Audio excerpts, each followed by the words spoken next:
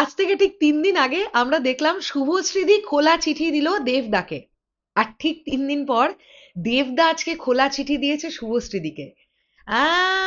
Deer শুভ, হ্যাঁ হ্যাঁ হ্যাঁ, দেখেছি লেখাটা, পুরো লেখাটা ইংলিশে। আমি তোমাদেরকে পুরো লেটারটা বাংলায় করে শোনাবো। ডেফিনেটলি র্যাপ আপ পার্টির যে ভিডিওগুলো আমরা দেখতে পেলাম দুর্দান্ত লেগেছে, এবং আমরা আবারও বুঝেছি যে এই দুজনের বন্ডিং কত ভালো, দুজন কো আর্টিস্ট হিসেবে কত ভালো যে কাজ করেছে দেশু সেভেনে আবারও একবার। সেটা আমরা কিন্তু তাদের দুজনের মধ্যে যে কনফিডেন্স দেখতে পেলাম সেটা থেকে খানিকটা হলেও আমরা উপলব্ধি করতে পেরেছি। তো এক্স্যাক্টলি দেবদা শুভশ্রীদিকে কি বললেন, খোলা চিঠি তো দেবদাও দিলেন, এক্স্যাক্টলি কি লেখা ছিল চলো আমরা চট করে একটুখানি দেখে নিই। প্রিয় শুভ, দেশু সেভেনের এই যাত্রার অংশ হওয়ার জন্য তোমাকে অনেক ধন্যবাদ।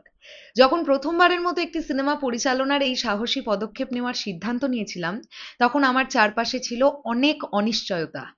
এমন একটা সময়ে, যখন দুর্গাপুজোর সময় আমার একটি সিনেমাও মুক্তি পেতে দেওয়া হচ্ছিল না, তখন তুমি আমার পাশে দাঁড়িয়ে দেশু সেভেনের জন্য হ্যাঁ বলেছিলে। এমনকি স্ক্রিপ্ট, ছবির নাম কিংবা শেষ পর্যন্ত এই সিনেমাটি কি হয়ে উঠবে সেসব কিছু না জেনেই এই পুরো যাত্রায় তোমাকে দেখাটাও আমার কাছে সমানভাবে বিশেষ ছিল। তোমাকে বহু বছর ধরে চিনি, কিন্তু এই সিনেমার মাধ্যমে আমি নতুন করে উপলব্ধি করেছি এবং প্রশংসা করেছি একজন অভিনেতা হিসেবে তো বটেই, একজন মানুষ হিসেবে তুমি কতটা পরিণত হয়েছো। একই সঙ্গে নিজের পেশাগত এবং ব্যক্তিগত জীবনকে এত সুন্দরভাবে সামলে চলা সত্যিই প্রশংসনীয়। তোমার বেড়ে ওঠা, নিজেকে ক্রমাগত বদলে ও পরিণত করে তোলা, আর তারপরও মাটির সঙ্গে এতটা সংযুক্ত এবং বিনয়ী থাকা সত্যি অনুপ্রেরণাদায়ক। অ্যাকচুয়ালি যে মানুষটা শুভশ্রীদির সম্পর্কে এই কথাগুলো লিখছেন সেই মানুষটাই এরকমই, সেই মানুষটাও এরকমই, এইরকমই মাটির সঙ্গে মিশে থাকা এবং এতটাই বিনয়ী একজন মানুষ। আমি সত্যিই আনন্দিত যে আমাদের দুজনের পথ চলা প্রায় একই সময় শুরু হয়ে শেষ পর্যন্ত আমাদের এই অধ্যায়ে একসঙ্গে নিয়ে এসেছে। একজন পরিচালক হিসেবে আমার প্রথম সিনেমা আমাকে সিনেমাটির বাইরেও যদি কিছু দিয়ে থাকে, তাহলে সেটা হলো এমন কিছু মানুষের সঙ্গে কাজ করবার অভিজ্ঞতা, যারা সেই স্বপ্নটা কি তা জানার আগেই আমার স্বপ্নের ওপর বিশ্বাস রেখেছিল।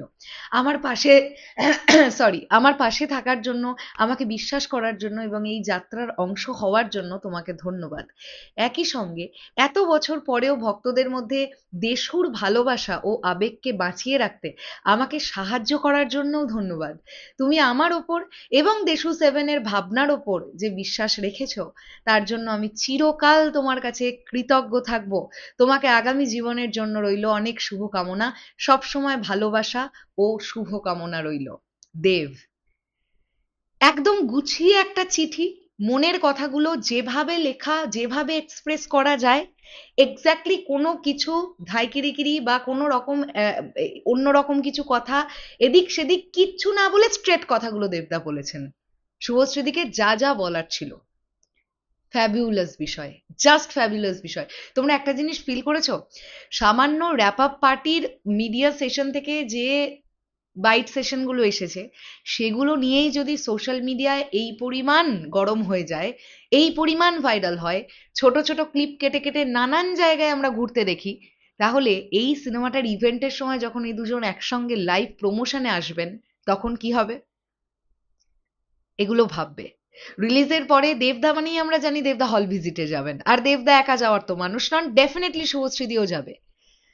এই দুটো মানুষ যখন সিনেমাটা বড় পর্দায় দেখবার পরে এই দুটো মানুষকে একসঙ্গে হল ভিজিট করতে দেখবে, তখন কি অবস্থা হবে? এগুলো এখন থেকেই ভাবো।